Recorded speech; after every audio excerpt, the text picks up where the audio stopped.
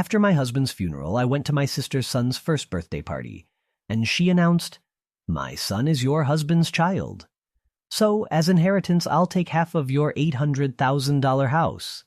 She even showed me his will. I said, "Oh, I see," and tried to hold back my laughter because my name is Bridget, and at 34 years old, I never expected to be a widow.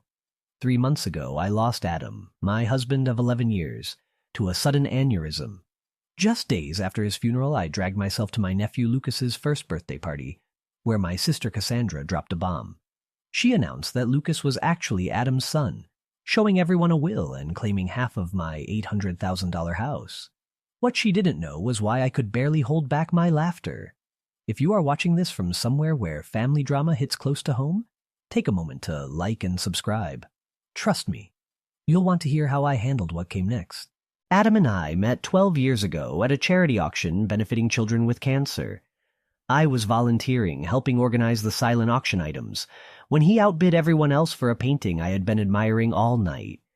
It was a watercolor of the Boston skyline at sunset, vibrant oranges and purples bleeding into the harbor. After winning, he walked straight over to me and handed it to me. "I noticed you looking at this all night," he said with a smile that made his blue eyes crinkle at the corners. "I think it belongs with you." That was Adam. Thoughtful, observant, and generous to a fault. I fell hard and fast. We went on our first date the very next evening, and it felt like we had known each other our entire lives. He was a corporate attorney, brilliant but humble, the kind of man who remembered the names of waitstaff and asked genuine questions about their lives. 8 months after we met, he proposed on the harbor, with the actual skyline mirroring the painting that brought us together. We bought our Victorian home in Beacon Hill shortly after our first anniversary. It was a stretch financially at $800,000, but Adam had just made partner at his firm, and I was building a solid reputation as an interior designer. The house needed work, but it had good bones, high ceilings, and a small garden out back where I envisioned future children playing. Those children never came, not for lack of trying. For years we charted, planned, and hoped. Then came the doctors, the tests, the procedures. 4 rounds of IVF that drained our savings and our spirits. I still remember the last failed attempt, the quiet drive home from the clinic, Adam reaching across the console to hold my hand, neither of us speaking because we both knew that was the end of that road. "We can still have a beautiful life," Adam said that night as we sat on our porch swing. "You and me, that is enough." And he meant it. We slowly rebuilt our dreams. We traveled. We poured ourselves into our careers. We renovated the house, room by room, until it was the showcase home I had always imagined. Adam supported my business when I decided to launch my own interior design firm. Our life was full, different than we had first planned, but still beautiful. My younger sister, Cassandra, was always on the periphery of our happiness. 4 years younger than me, at 30, she had always been the wild child of the family. While I was studying design and building a business, she was bouncing between jobs and relationships. Our parents constantly worried about her, which translated into them making excuses for her behavior and bailing her out of financial troubles repeatedly. Cassandra and I had a complicated relationship from childhood. She was undeniably beautiful, with the kind of effortless charm that drew people to her. But there was always an undercurrent of competition from her side. If I achieved something, she needed to one-up me. When I started dating Adam, she suddenly became interested in law students. When we bought our house, she complained for months about her apartment, fishing for our parents to help her upgrade. It was exhausting, but Adam encouraged me to maintain the relationship. "She's your only sister," he would remind me. "Family is important." 2 years ago, Cassandra started dating Tyler, a bartender she met while out with friends. He was handsome in a rugged way, tattoos covering his arms and a motorcycle that our parents disapproved of. Their relationship seemed volatile from the outside, with dramatic breakups and passionate reconciliations. Then came the pregnancy announcement at Thanksgiving dinner the year before Adam died. It was unexpected, to say the least. Yet there she was, announcing her pregnancy with theatrical tears and grand declarations about the miracle of life. I felt the familiar sting of jealousy. After all our struggles and heartbreak, Cassandra had accidentally achieved what we had desperately wanted. But I pushed those feelings down. I was genuinely happy for her, and I was determined to be the best aunt possible to her child. Lucas was born, a healthy 8 pounds 4 ounces. I was at the hospital with flowers and a handmade blanket I had spent months knitting. Cassandra seemed overwhelmed by motherhood from the start, often calling me in tears about Lucas's colic or her exhaustion.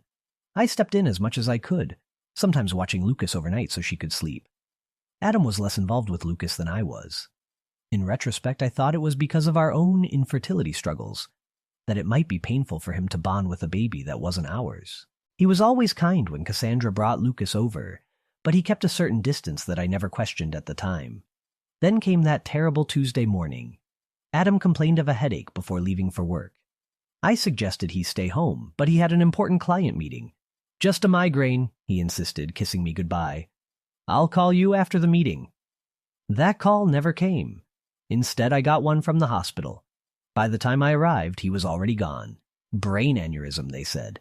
Nothing could have been done. He was just 36 years old. The next days passed in a blur of arrangements and grief. Cassandra was strangely absent during most of it, sending texts claiming Lucas was sick or she couldn't find a babysitter. When she did appear at the funeral, she stayed briefly, keeping to herself and leaving before the reception. I was too numb with grief to think much of it at the time. 1 week after we laid Adam to rest, Lucas's first birthday arrived. The last thing I wanted to do was attend a children's birthday party, but family obligations pulled at me. "Adam would want you to go," my mother insisted during one of her daily check-in calls. "He always said family comes first." So I found myself driving to Cassandra's small rental house in a less desirable part of town. A wrapped gift on the passenger seat and dark circles under my eyes that no amount of concealer could hide. I had barely slept since Adam died, spending nights staring at his empty side of the bed, reaching for a warmth that was no longer there. I parked behind a line of cars and took several deep breaths before grabbing the gift and heading inside. No one should have to fake happiness so soon after losing their husband, I thought. But I plastered on a smile and knocked on the door. Cassandra's friend Jenna opened it, her eyes widening slightly at the sight of me. "Oh, Bridget, you made it," she said, her voice oddly strained. She glanced over her shoulder before stepping aside.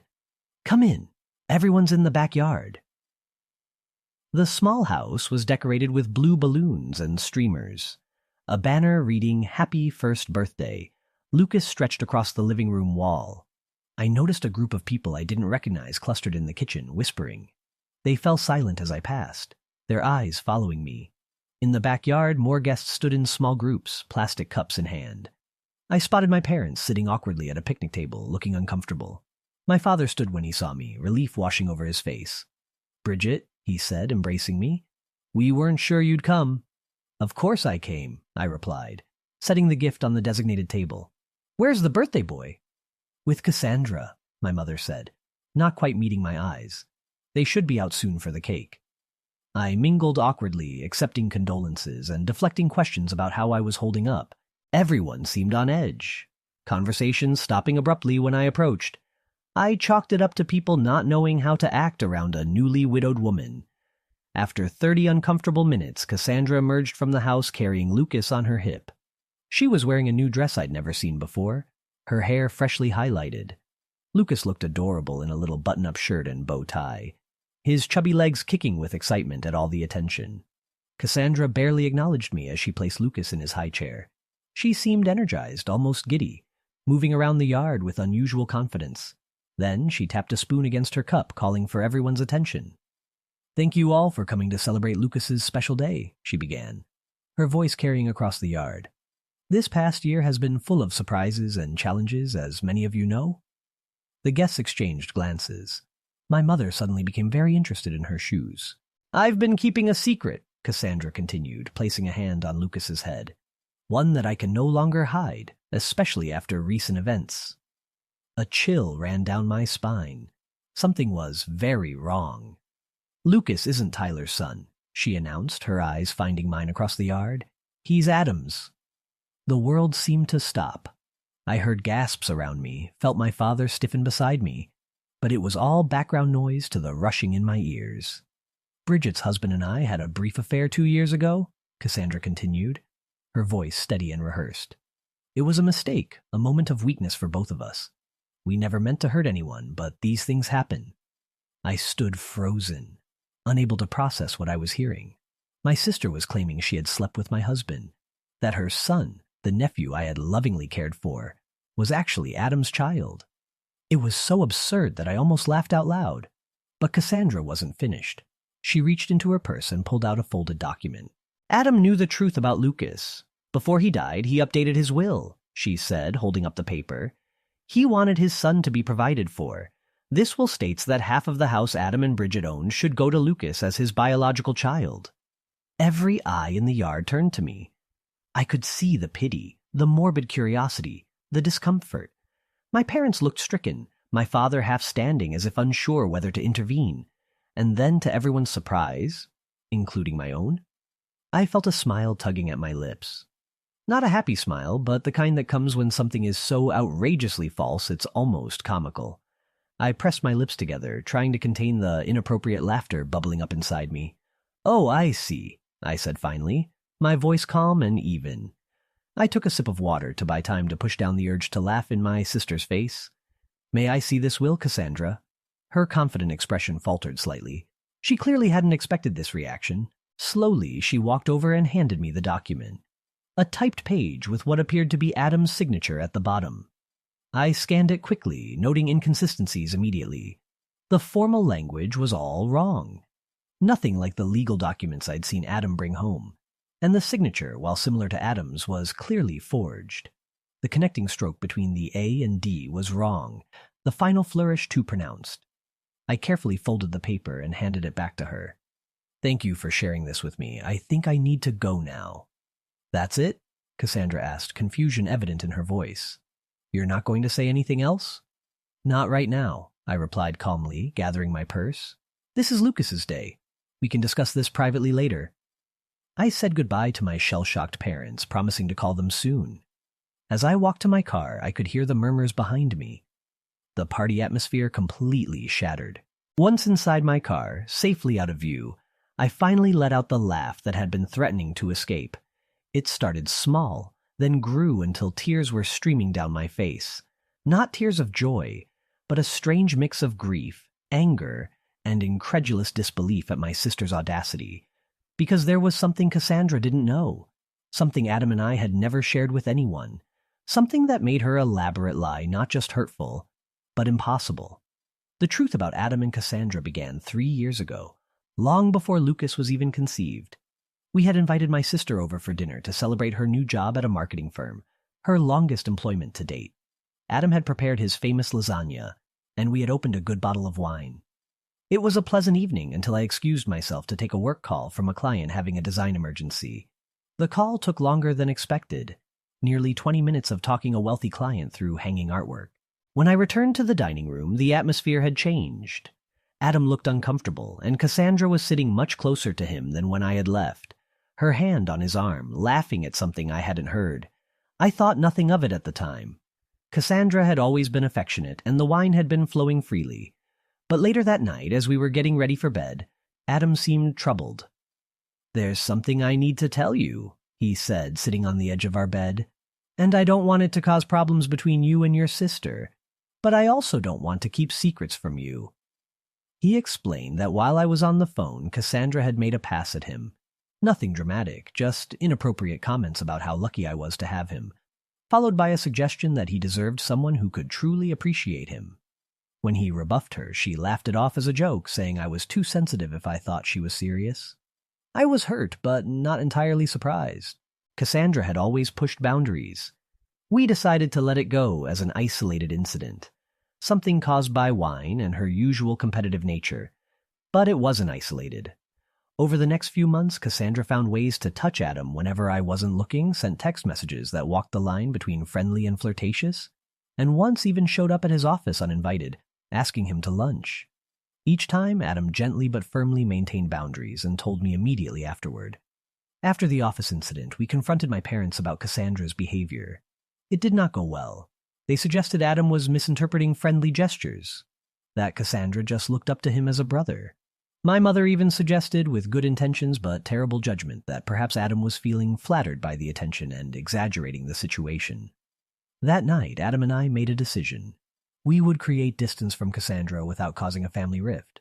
We declined invitations that included her, made sure we were never alone with her, and Adam blocked her number after she sent a particularly suggestive late-night message. Then came the medical issue that changed everything. Adam had been experiencing pain for weeks before finally seeing a urologist. The diagnosis was a varicocele, an enlargement of veins within the scrotum, requiring surgery. The procedure went well, but there was a complication. The doctor recommended a vasectomy during the same surgery, due to the extensive nature of the varicocele and the potential for recurrence. It was a difficult decision, especially given our past fertility struggles, but we agreed it was the right choice for Adam's health. The vasectomy was performed 2 years before Lucas was conceived. We kept this medical information private. Even our parents didn't know. After years of invasive questions about our childless status, we had learned to protect our privacy around reproductive issues. The only people who knew were Adam, myself, and Adam's doctors. After the surgery, as Adam was recovering, he made a prediction that seemed paranoid at the time. "Cassandra's not done," he said, sitting in our garden with an ice pack discreetly positioned. "I have a feeling she might try something more drastic one day." I laughed it off, but Adam was serious. The next week, he scheduled an appointment with our family attorney, James Wilson. I went with him, listening as Adam detailed Cassandra's behavior and his recent medical procedure. James recommended documenting everything. The unwanted advances, the medical records confirming the vasectomy, even text messages and emails from Cassandra. "You never know what might become relevant," James advised. "Better to have documentation and never need it than wish you had it later." We followed his advice, creating a file of everything related to the situation. Adam also updated his will, properly through official channels, making sure everything would come to me in the event of his death. James kept copies of all documents, and we placed the originals in a safety deposit box at our bank. "Just in case," Adam had said when we locked the box. "Though I plan to be around to deal with any of Cassandra's drama for at least another 50 years. The morning after Lucas's birthday party, I drove straight to the bank. The manager, who had known Adam and me for years, expressed his condolences as he led me to the vault. I sat alone in the small viewing room and opened the box Adam and I had filled with what he jokingly called our disaster preparation kit. Inside was exactly what I needed. Adam's legitimate will, notarized and properly executed, leaving everything to me. Medical records detailing his vasectomy 2 years before Lucas's conception, making it biologically impossible for him to be the father. A journal Adam had kept, documenting every inappropriate interaction with Cassandra, including dates, times, and exact quotes. Printed copies of text messages she had sent him. A letter from our attorney confirming he had witnessed Adam's legitimate will and was available to verify its authenticity. And at the bottom of the box, a sealed envelope with my name written in Adam's familiar handwriting. With trembling fingers, I opened it and began to read. "My dearest Bridget, if you are reading this, something has happened to me, and you have needed to access these documents. I hope it is many years from now when we are old and gray, and Cassandra's antics are nothing but a distant memory we laugh about. But if not, if the worst has happened, and she has tried to hurt you in my absence, please know that I tried to prepare for every possibility. Use these documents to protect yourself. I know how much you value family, how loyal you are to those you love. But you deserve to be protected from those who would take advantage of that beautiful heart of yours. I love you beyond words, beyond time. Whatever happens, know that." Adam, tears streamed down my face as I read his words, feeling his love and protection reaching out to me even after death. My practical, thoughtful husband had anticipated this. Not the exact scenario, perhaps, but the possibility that Cassandra might try to use his death to her advantage. I carefully returned everything to the box except what I needed. Copies of the medical records, the legitimate will, and selected journal entries. Then I called James Wilson and scheduled an appointment for that afternoon. James's law office was in a converted brownstone in downtown Boston, the kind of place that exuded old money and discretion. I had only been there a handful of times with Adam, but the receptionist recognized me immediately, her expression softening with sympathy. "Mrs. Preston," she said, standing to greet me. "Mr. Wilson is expecting you. Please accept my condolences for your loss." James was in his 60s, with silver hair and reading glasses perched on the end of his nose. He had been Adam's mentor when Adam first joined the firm, and they had maintained a close friendship even after Adam moved to a different practice. He stood when I entered, coming around his desk to embrace me briefly. "Bridget," he said, gesturing for me to sit. I was devastated to hear about Adam. He was one of the good ones. He was, I agreed, my voice catching slightly. And it seems he was also right about preparing for the worst, especially with my sister. I explained what had happened at the birthday party, showing him the forged will Cassandra had presented. James examined it, his expression growing increasingly concerned. "This is an amateurish forgery," he said finally. "The language is all wrong, and the signature, while similar, would never stand up to expert analysis. But the fact that she created this at all is deeply troubling." No, I showed him the documents from the safety deposit box. The medical records confirming Adam's vasectomy, the legitimate will, and Adam's journal documenting Cassandra's behavior over the years. "Adam was nothing if not thorough," James said, reviewing the materials. "These medical records alone disprove her claim about Lucas's paternity. The vasectomy was performed 2 years before the child was conceived. It is biologically impossible for Adam to be the father." "What should I do?" I asked. "I don't want to humiliate her publicly, but I also can't let her take half of our home based on a lie." James leaned back in his chair, considering. "First, we need more information. I recommend hiring a private investigator to look into Cassandra's current situation. People rarely attempt fraud of this nature without some sort of financial pressure." He recommended Frank Delaney, a former police detective who now worked as a PI, often on cases for the firm. I agreed, and James made the call immediately, explaining the situation in broad strokes. Frank arrived an hour later, a stocky man with a Boston accent and a no-nonsense attitude. He took detailed notes as I explained the situation, asking pointed questions about Cassandra's relationships, history, employment, and financial status. I realized how little I actually knew about my sister's current circumstances. "We'll need a few days," Frank said when I had finished.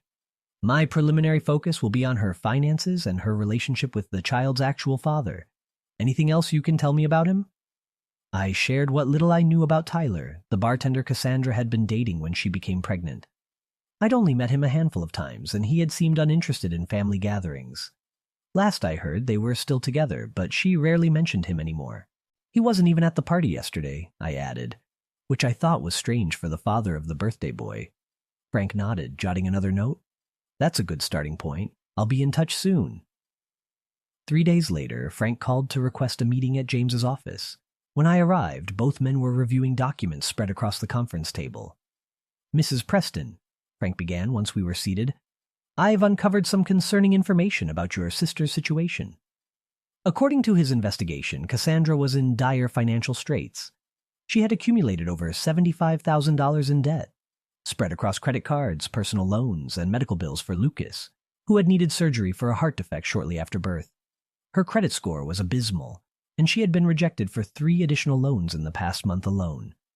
"She's also facing eviction," Frank continued, sliding a document across the table. "This is a copy of the notice her landlord filed last week. She has until the end of the month to pay 4 months of back rent or vacate the property. As for Tyler, he had apparently abandoned Cassandra and Lucas shortly after the birth, moving to Seattle with a new girlfriend. He was paying minimal child support, barely $200 a month, and even that irregularly." "I also found these," Frank said, producing printouts of text messages. "She's been telling friends about her plan to claim part of your house for weeks. These are messages between her and a friend named Jenna." I recognized the name immediately. Jenna was the woman who had opened the door at the party. The messages were damning. "Adam's death is terrible, but maybe it's finally my chance to get what I deserve. That house is worth at least $800,000 now. If I play this right, I'll have a nice nest egg for Lucas and me. The will is almost ready. My friend Dave is good with Photoshop and found a sample of Adam's signature online from some charity auction. It looks totally legit. Bridget has always been the golden child. Time for me to get my share. She got 11 years with a great guy. The least she can do is share the wealth now that he's gone." I felt physically ill reading the calculated coldness of my sister's words. This wasn't just opportunism. It was premeditated fraud, designed to capitalize on my grief. "There's more," Frank said gently. "I ran a background check on Tyler Martin, the actual father. He has a history of domestic violence charges from a previous relationship and currently has a warrant out for unpaid child support for another child in New Hampshire. He's not someone you'd want around your nephew."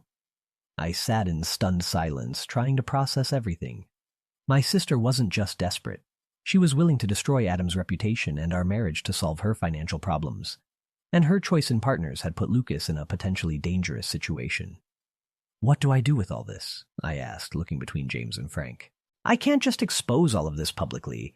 Lucas is innocent in all of this. He's still my nephew."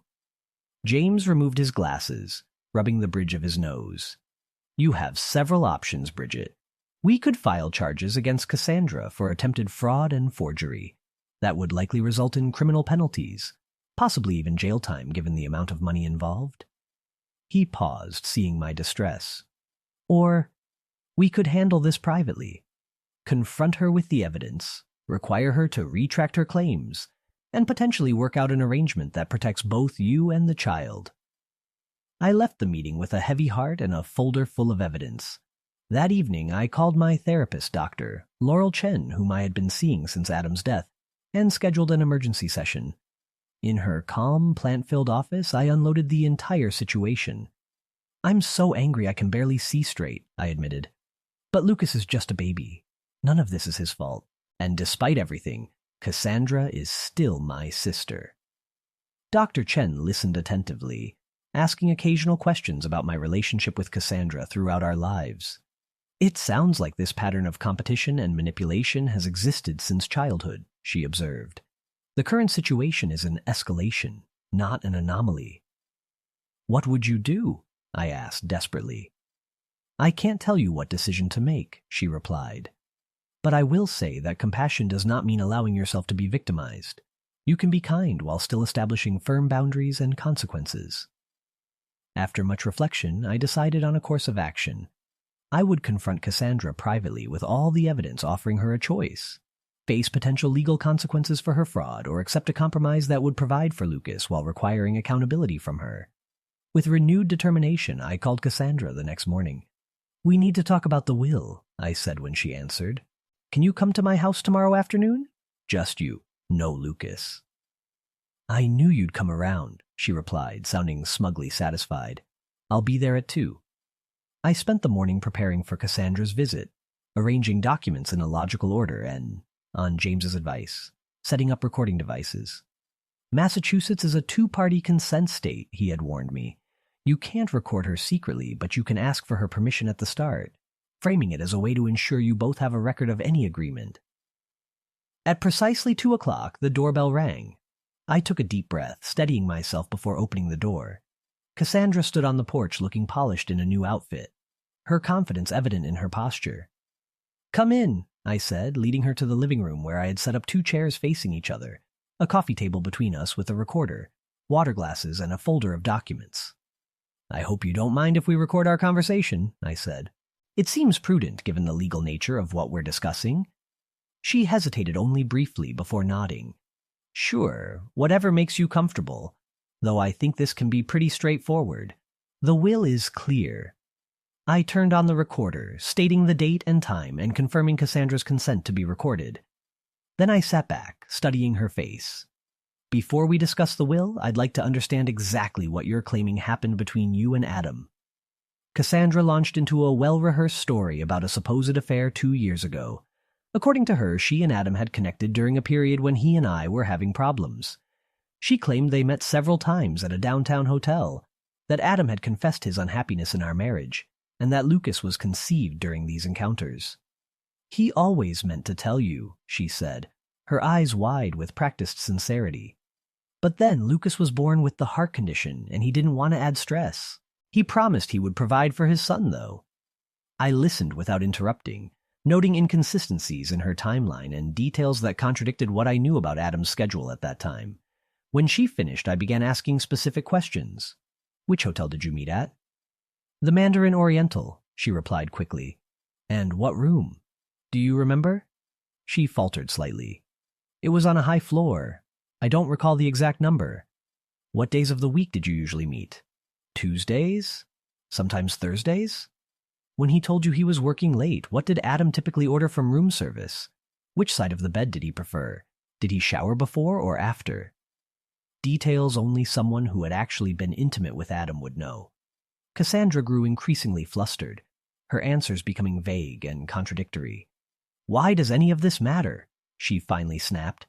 The point is that Lucas is Adam's son, and the will proves Adam wanted to provide for him. Not...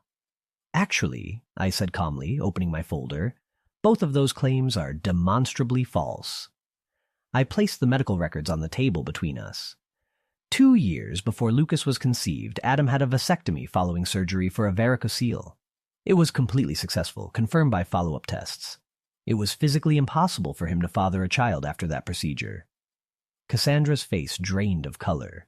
She picked up the records with trembling hands, scanning the dates and clinical language.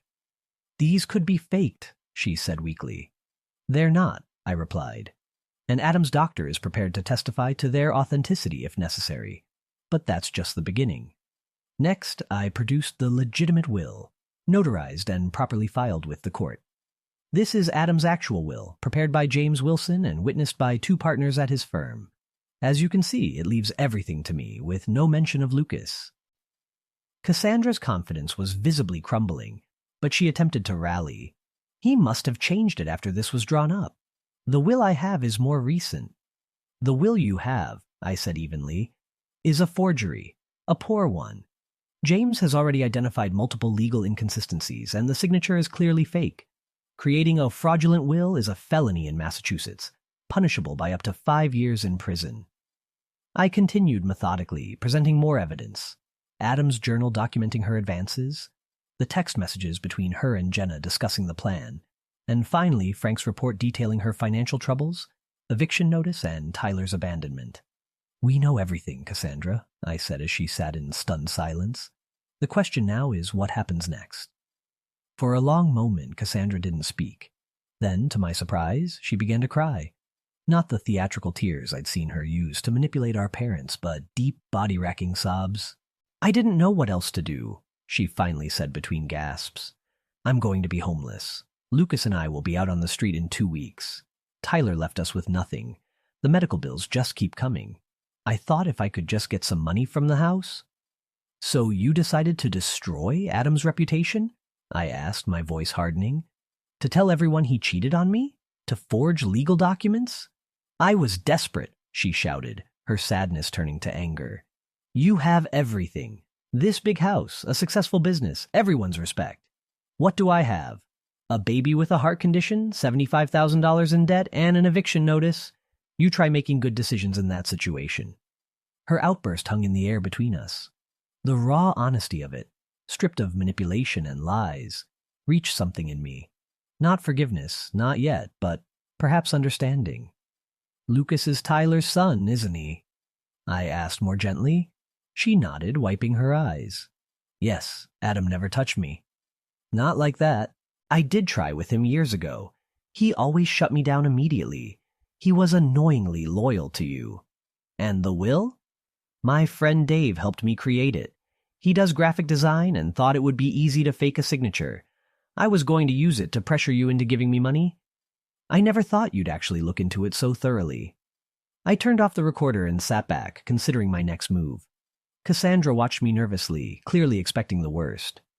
"I could press charges," I said finally. "What you did was illegal, not to mention cruel and calculated." She nodded miserably. "I know. But that would hurt Lucas," I continued. "And despite everything, he's my nephew. I love him." I leaned forward, making sure she was looking directly at me. "So here's what's going to happen. You're going to tell everyone the truth. That you lied about the affair, that Lucas isn't Adam's son, and that you forged the will. You will apologize publicly to me and to Adam's memory." "And then?" she asked, her voice small. "We'll still be evicted." "I'm not finished," I said. "In exchange for your full confession and a legal agreement never to attempt anything like this again, I'll help you and Lucas. Not by giving you half my house, but by setting up a trust fund for his education and medical needs and helping you find stable housing." Her eyes widened. "Why would you do that after what I did?" "Not for you," I said honestly. "For Lucas. And because Adam would want me to help his nephew, even if that nephew's mother tried to destroy his reputation." "There will be conditions," I continued. "You'll enter therapy and financial counseling. You'll maintain steady employment. And you'll allow me to be part of Lucas's life to ensure he's being properly cared for. If you violate any of these conditions, the support stops immediately. Cassandra was quiet for a long moment, processing everything. I don't deserve your help. No, I agreed. You don't. But Lucas deserves a stable home and medical care, and I deserve to have my husband's memory untarnished. This solution gives us both what we need. After further discussion of the details, Cassandra agreed to my terms. We would meet with James the next day to formalize the agreement, and she would make her public confession at a family dinner the following weekend. As I showed her out, she paused at the door. I really am sorry, Bridget. I've been jealous of you my whole life. Everything always seemed to come so easily to you. Nothing about my life has been easy, I replied. You just never bothered to look past the surface. Maybe it's time you started. The family dinner I arranged for Saturday evening was tense from the start. My parents arrived early, my mother bringing her signature lasagna as a peace offering. I don't know what this is about, she said as she set the dish on my counter, but Cassandra has been calling us in tears, saying you're forcing her to come to some sort of family meeting. Just wait until everyone is here, I replied, pouring her a glass of wine. This needs to be addressed once, with everyone present. By 7 o'clock, we were all seated around my dining room table. My parents, Cassandra, without Lucas, who was with a babysitter, and me. On James's advice, I recorded this conversation as well, with a small recorder placed in the center of the table. Thank you all for coming, I began after explaining the recording. I've asked Cassandra to share some important information with you. My sister looked pale and uncomfortable, her usual confidence gone. She stared down at her plate as she spoke. I lied about Lucas being Adam's son, she said, her voice barely above a whisper. Adam and I never had an affair. Lucas is Tyler's child, and I forged the will I showed at the birthday party. My parents stared at her in shock. But why would you do such a thing? My father demanded. Do you have any idea what that claim did to your sister? To Adam's reputation? Cassandra explained her desperate financial situation, her voice gaining strength as she described the mounting debts, Tyler's abandonment, and the eviction notice. As she spoke, I saw my mother's expression shift from shock to sympathy. Oh, honey, she said when Cassandra finished. Why didn't you just come to us for help? You didn't need to make up such terrible lies. Would you have given me $400,000? Cassandra asked bluntly. Because that's what I would have gotten if my plan had worked. Half the value of Bridget's house. Of course we couldn't give you that kind of money, my father said. But we could have helped with the rent, at least temporarily. Instead, you chose to try to defraud your own sister while she was grieving her husband. I know it was wrong, Cassandra admitted. Bridget has already made that abundantly clear. She has the evidence to press charges against me if she wanted to. My mother turned to me in alarm. You wouldn't do that to your own sister, would you, Bridget? I felt a flash of frustration at her immediate defense of Cassandra. I could, I said firmly. What she did was not just immoral. It was illegal. Forgery and fraud are felonies. But she's family, my mother insisted, and she has Lucas to think about. I'm family too, I replied, my voice rising slightly. Your daughter, the one who just lost her husband and then had to defend his memory against false accusations of infidelity. Where was your concern for me in all this? My father looked uncomfortable, shifting in his seat. Of course we care about you, Bridget, but Cassandra has always needed more help, more guidance. And whose fault is that? I asked. You've been bailing her out of her poor decisions her entire life. Maybe if you'd let her face consequences occasionally, she wouldn't have escalated to criminal behavior. My mother gasped. That's hardly fair, Bridget. We've always treated you girls equally. Cassandra surprisingly shook her head. No, Mom, you haven't. Bridget's right. You always made excuses for me. Always found ways to fix my mistakes. It didn't help me. It just made me think I could do whatever I wanted without consequences. My parents looked stunned at this admission. For perhaps the first time, Cassandra was taking responsibility instead of deflecting blame. So what happens now? My father asked, looking between us. Is Cassandra going to jail? No, I said. I've decided not to press charges, under certain conditions. I outlined the agreement Cassandra and I had reached with James's help, the trust fund for Lucas, the therapy and financial counseling requirements, and the stable employment condition. That's very generous, my father said, looking relieved, especially after what she did. It's more than generous, Cassandra agreed quietly. It's more than I deserve. Well, my mother said, brightening, then this is all working out for the best. Cassandra has apologized. Bridget is helping with Lucas, and we can put this ugly business behind us. It's not that simple, Mom, I said firmly. Trust has been broken here. Healing will take time, if it happens at all, and there need to be boundaries going forward. What kind of boundaries? My mother asked, looking worried. For one thing, I need you both to stop enabling Cassandra's behavior. No more bailouts, no more excuses. She needs to stand on her own feet, with appropriate support that doesn't perpetuate dependency. My father nodded slowly. That seems reasonable. And I need you to respect that my relationship with Cassandra will be different now. I'm involved in Lucas's life because I love him and want the best for him. But Cassandra and I won't be close the way we once were, at least not for a long time. My mother looked distressed. But we're family. We need to stick together, especially now. Being family doesn't mean tolerating abuse, Mom, I said gently. What Cassandra did was abusive. She tried to use my grief to manipulate me, to take advantage of me at my most vulnerable. That has consequences, even within a family. The remainder of the dinner was subdued, my parents processing this new reality. When they left, my father hugged me tightly, whispering, I'm proud of you, Bridget. Adam would be too. My mother hugged me as well, but her eyes were sad, mourning the idealized family dynamic she had always pretended we had. Cassandra was the last to leave. At the door, she hesitated. I really am sorry, she said again. Not just for the will and the lies, but for everything. For the years of competition and jealousy. For not being the sister you deserved. I know, I replied. And I hope the therapy helps you understand why you made these choices. Lucas deserves a mother who's emotionally healthy and honest. Do you think you'll ever forgive me? She asked. I considered the question carefully. I don't know, I answered truthfully, but I'm willing to see where this new path takes us, for Lucas's sake and maybe someday for ours too. 1 year after Adam's death, I stood in our garden, watching the spring bulbs push through the soil.